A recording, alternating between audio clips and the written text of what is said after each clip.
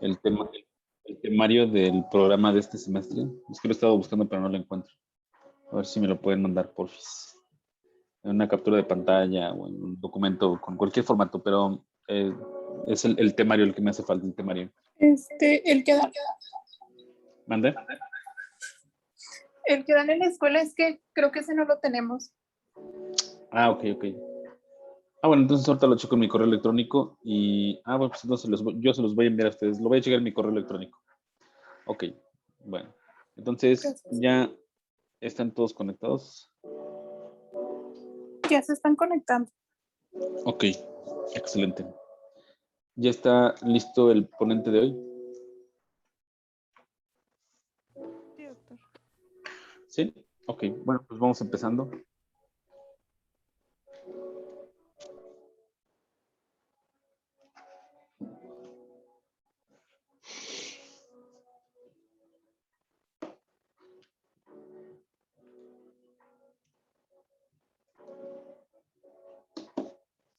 ¿Ya se ve la pantalla?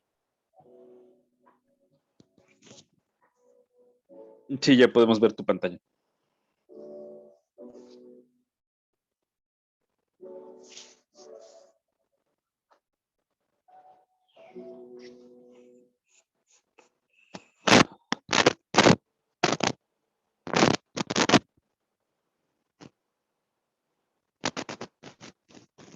¿Ya comienzo, doctor? Sí, adelante. Sí, por favor.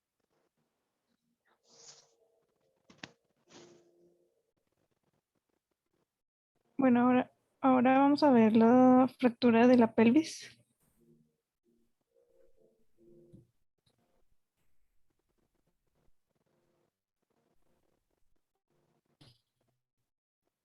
Y en su epidemiología tenemos que corresponde al 3% de las fracturas y presenta distribución bimodal, donde los pacientes jóvenes sufren lesiones por alta energía y los mayores por baja energía. Las fracturas de pelvis de alta energía tienen una mortalidad de 10 a 16%, habitualmente debido a grandes pérdidas sanguíneas causadas por lesiones del plexo venoso vesical o plexo venoso o compromiso de otros sistemas. También la mortalidad se eleva a un 45% en el caso de la fractura expuesta. Afortunadamente, estas constituyen solo el 2 al 4% de estos casos. Y las fracturas aisladas del pélvico y tratamiento es distinto. Y las fracturas del anillo pélvico pueden asociarse a fracturas del acetábulo en cuyo causa aumenta la complejidad.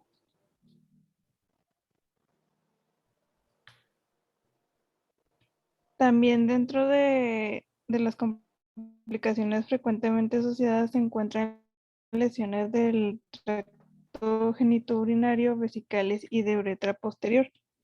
Y en el largo plazo se pueden generar trastornos funcionales importantes como dismetrías, artrosis postraumática de la cadera y alteraciones del canal de parto. Bueno, en su mecanismo vamos a tener que la estabilidad del anillo pélvico suele verse comprometida en traumatismo de alta energía, como accidentes automovilísticos y caídas de altura.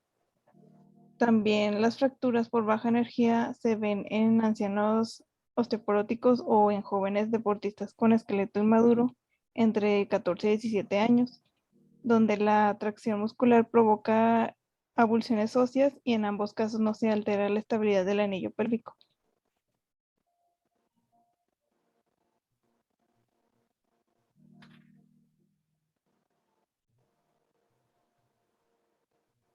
En tu examen en infección se va a ver la impotencia funcional, el desnivel entre huesos ilíacos, la rotación externa o ascenso de uno o ambos miembros inferiores, la equimosis o erosiones inguinales, perineal, de escroto o labios mayores, intenso que se intensifica con la presión bicrestal, pubiana y vitrocantérea, y la presencia de movilidad ósea normal a la comprensión pelviana, como también la disyunción sínfisis pubiana, separación y depresión de la articulación, y se debe realizar tacto rectal y vaginal en búsqueda de sangramientos que hagan sospechar una fractura expuesta.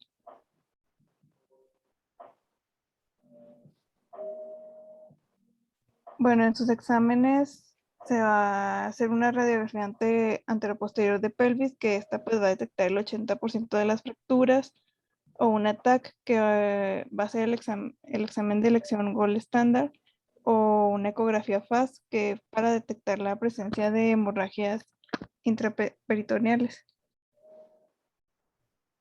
También una cistoretografía retrógrada, que solo cuando hay sospechas de lesiones uretrales.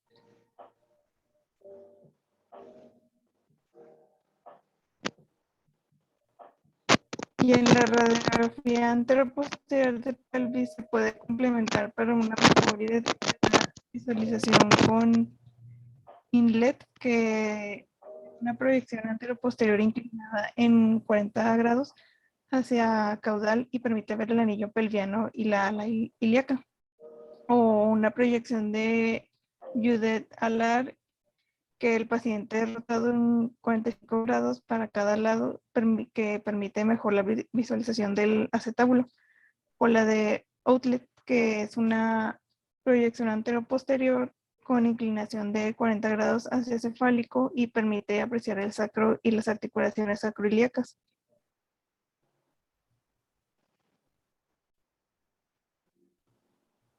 Bueno, en su clasificación vamos a tener que desde un punto de vista biomecánico, el anillo está formado por estructuras óseas y blandas, donde cualquier interrupción en su continuidad generará inestabilidad del mismo. Y la inestabilidad puede ser vertical cuando afecta predominantemente a las estructuras posteriores, rotacional cuando afecta a las anteriores, o mixta cuando hay una combinación de estas. En el tipo A vamos a tener fracturas por comprensiones laterales y en su gran mayoría son estables. Y en el tipo B son generadas por aplastamiento o comprensiones anteroposteriores y se presentan con inestabilidad rotacional de la pelvis.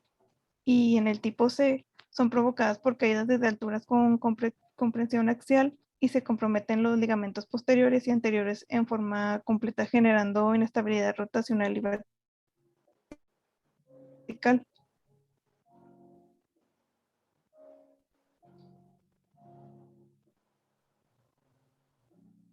Bueno, en su manejo inicial se va a practicar el ABCDE y se estabiliza hemodinámicamente. Y también se va a estabilizar la fractura de pelvis con una faja. Y también los estudios radiológicos y determinación de la presencia de fractura expuesta u otras fracturas como fémur, cadera y columna. Y también se va a descartar la existencia de daño genitourinario clínico y radiológico, como también se va a evaluar la presencia de abdomen agudo.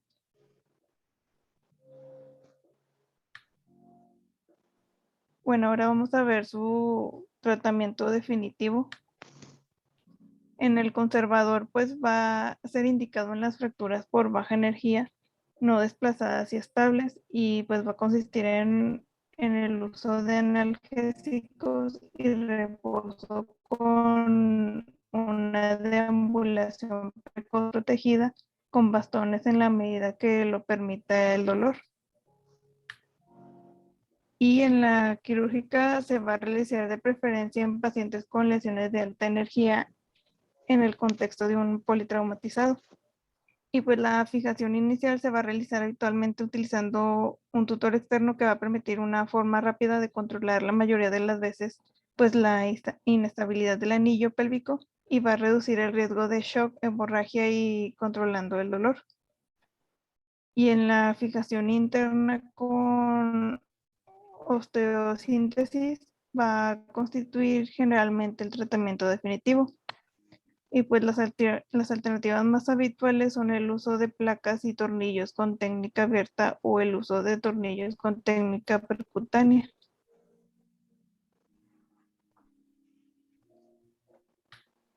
Y pues eso sería todo. Muy bien, excelente. Es un tema, el de la fractura de pelvis, pues afortunadamente no tan amplio, pero que sí es necesario, nos plantea la necesidad de tener conceptos muy claros. Y con esto me voy a referir a que una fractura del anillo pélvico la vamos a clasificar, como bien lo dijo su compañera, con la clasificación más utilizada que se ha estandarizado, y de hecho la ha tomado la AO, que como ya lo hemos dicho en clases previas, ese es nuestro estándar para la clasificación de las fracturas. Se tomó la clasificación de Tile, como lo mencionó igual en la presentación, A, B y C. Ambas, la clasificación A, B y C, con diversos grados, basados en los diversos grados de inestabilidad, que puede ser una inestabilidad vertical, una inestabilidad horizontal, rotacional, o una inestabilidad mixta en los dos planos. Entonces, las fracturas del anillo pélvico o las fracturas de la pelvis que no comprometen la estabilidad del anillo pélvico serán manejadas de manera conservadora. No es necesidad de hacer ninguna cirugía, como por ejemplo cuando hablamos de las fracturas de las tuberosidades isquiáticas, la fractura que involucre únicamente a una de las ramas iliopúbicas o isquiopúbicas, o que haya una apertura de la articulación sacroiliaca mínima, pues entonces estamos ante una fractura estable cuyo manejo será conservador, ¿no? Pero, ¿qué hay de una fractura C de Tile? Una fractura en la que hay inestabilidad tanto mixta, tanto horizontal como vertical, tanto rotacional como vertical, en las que el anillo pélvico esté lesionado por completo. ¿Qué hay de esas fracturas?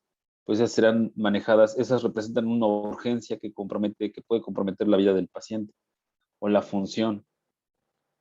Y la razón principal es porque hay una pérdida sanguínea importante. Esa pérdida sanguínea tan importante y tan significativa va a provocar un secuestro de un hematoma, un secuestro sanguíneo en retroperitoneo de hasta 2.500 cc, 2.500 mililitros, ¿no? Entonces, cuando en promedio un paciente masculino de 70 años tiene en promedio, ¿no? 4.500 cc de volumen circulante sanguíneo, imaginémonos cuando tenemos más de la mitad de ese volumen circulante en el retroperitoneo por una fractura de pelvis, estamos entonces ante una situación que es por demás decir que compromete la vida del paciente en el corto plazo, ¿no?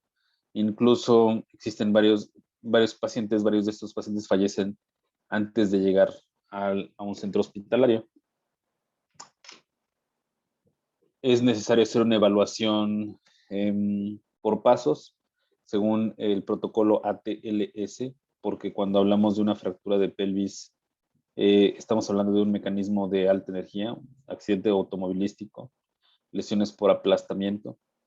Entonces, si se comprometió una estructura tan resistente como el anillo pélvico, pues debemos asumir que hay una alta posibilidad de que también haya una lesión en los órganos del hueco pélvico, en órganos abdominales, en el tórax, y que haya un compromiso cardiorrespiratorio que potencialmente podría comprometer la vida del paciente, ¿no? Potencialmente comprometería la vida del paciente. Perdón.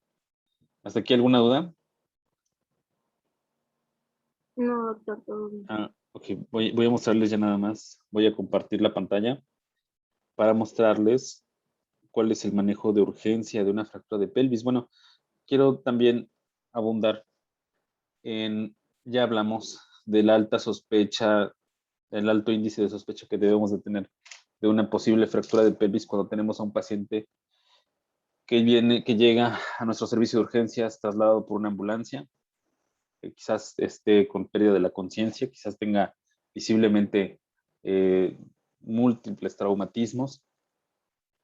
En la historia del servicio de paramédicos que nos va, o médico que haya tenido previamente, el personal que haya prestado atención médica inicial al paciente nos podría mencionar el dato importante, ¿no? Que es un paciente con tal mecanismo de trauma, ¿no? Accidente en motocicleta, atropellamiento, accidente automovilístico o una lesión por aplastamiento. Si estamos ante una de esos antecedentes en la historia clínica, estamos ante una potencial fractura de pelvis. Y si en la valoración inicial encontramos a un paciente con datos de choque hipovolémico, por ejemplo, taquicárdico, hipotenso, con pérdida del estado de conciencia, con una piel con sudoración fría, Entonces, con pulsos no fácilmente perceptibles, con pulsos débiles, estamos ante un paciente con un shock hipovolémico, ¿no?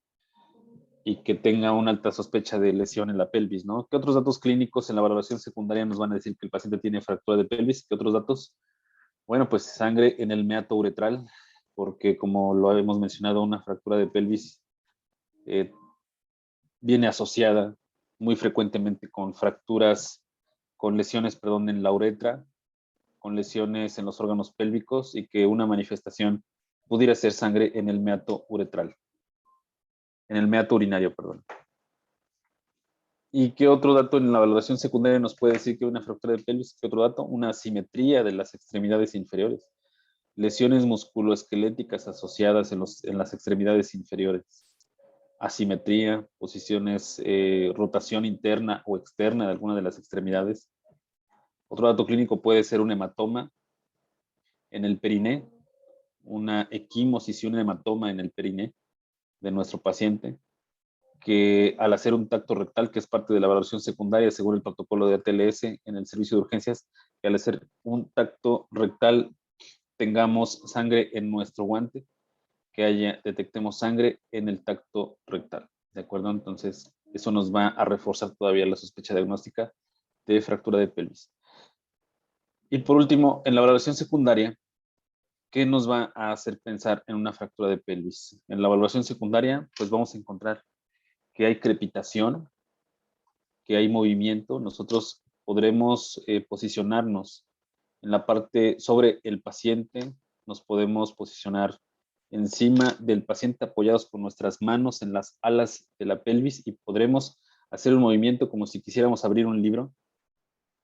Y si detectamos movimiento o crepitación, entonces estamos ante una fractura de la pelvis. Alto índice de sospecha desde el principio. Alto índice de sospecha porque el tiempo es factor decisivo para detectar una fractura de pelvis o cuando menos sospecharla y tomar acciones al respecto antes de que nuestro paciente fallezca por shock hipovolémico. Como les dijeron en una de las primeras diapositivas, la principal causa de muerte por fracturas de pelvis en nuestros pacientes no es la lesión musculoesquelética como tal, sino el shock hipovolémico, la cantidad de hemorragia que puede traducir en el paciente un riesgo alto de pérdida de la vida, ¿no? El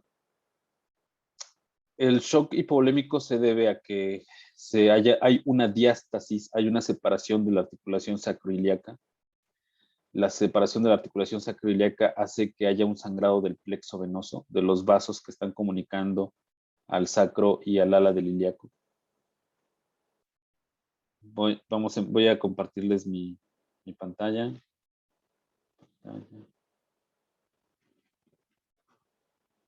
Y les voy a mostrar cuál es lo que vamos a buscar en una radiografía. ¿Qué es lo que vamos a buscar en una radiografía? ¿Qué es lo que vamos a buscar en una radiografía? Lo que vamos a buscar en una radiografía es la diástasis. Bueno, esa es la clasificación de Tile. Y aquí tenemos, ¿qué podemos observar aquí? Una fractura compleja del anillo pélvico.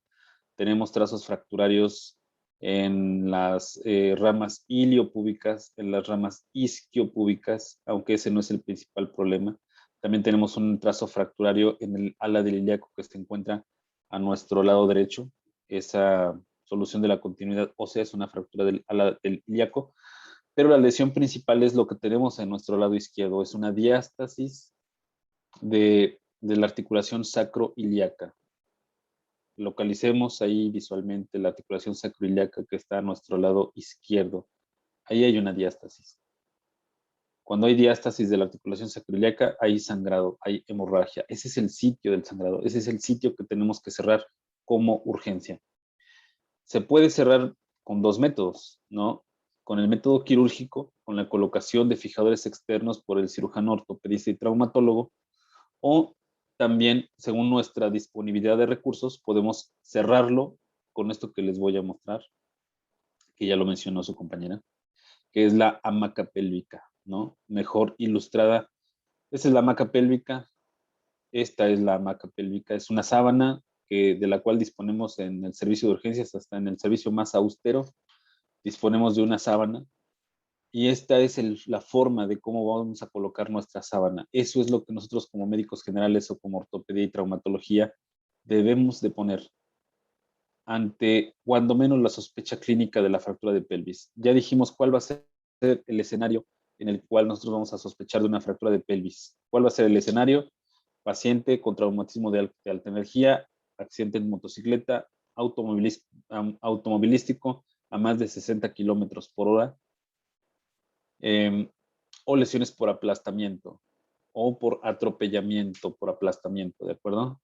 Esas son las lesiones que nos harán sospechar de una fractura de la pelvis. Y si vemos un paciente hemodinámicamente inestable, ya lo dijimos con datos de choque, con taquicardia, con disminución de la presión arterial, aumento del pulso y cambios clínicos como piel fría y con sudoración, sangre en el meato urinario, paciente con pérdida del estado de conciencia, debemos asumir que estamos ante una alta posibilidad de una fractura de la pelvis. ¿Y qué vamos a pedir? Pues una radiografía, como lo dijo su compañera, tan solo con una proyección anteroposterior.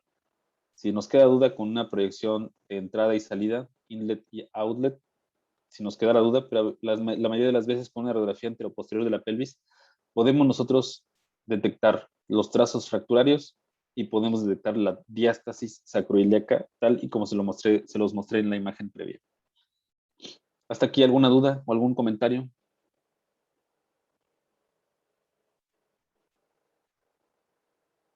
No, ¿No? doctor. ¿Vamos claros? No, Ok, doctor. perfecto. Entonces, ya casi terminamos.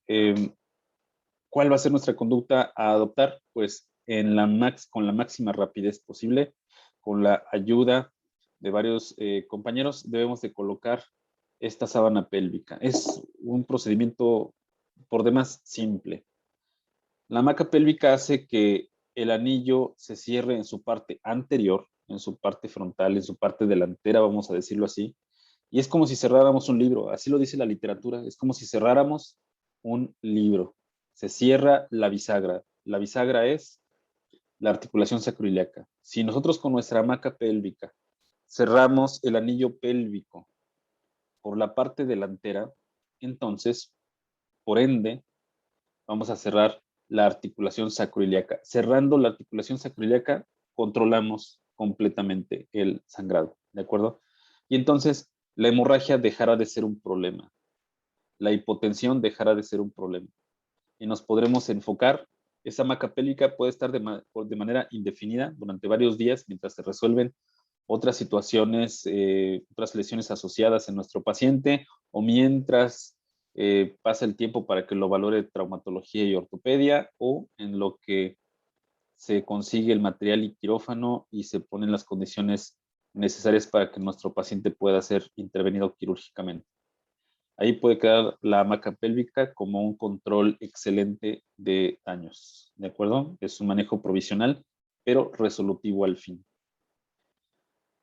Bueno, entonces todo lo demás pues ya lo planteó perfectamente bien su compañera durante la presentación y bueno, yo aquí quisiera preguntarles a ustedes si hay alguna duda o algún comentario, algo que no haya quedado claro hasta aquí.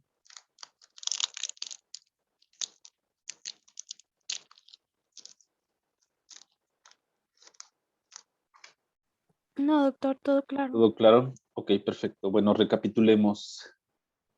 Ya platicamos, ya tocamos muchas veces cuándo sospechar de una fractura de la pelvis. Ya hablamos de que la clasificación que nos va a guiar es la clasificación de Tile, T-I-L-E, TILE, clasificación de Tile, que también está incluida en la clasificación AO, ¿de acuerdo? ¿Cuál va a ser el manejo de urgencias? Ya platicamos cuáles van a ser los estudios a solicitar y ya platicamos cuál es el manejo, el tratamiento tanto de urgencia como el tratamiento definitivo. Bueno, pues hasta aquí terminamos la clase y bueno, si no hay ninguna duda, ningún comentario, entonces nos vemos el día de mañana a la misma hora, ¿de acuerdo? Sí, doctor. Mañana. Hasta mañana, doctor. Excelente. Gracias, Doc. Que descansen. Gracias a ustedes. Igualmente.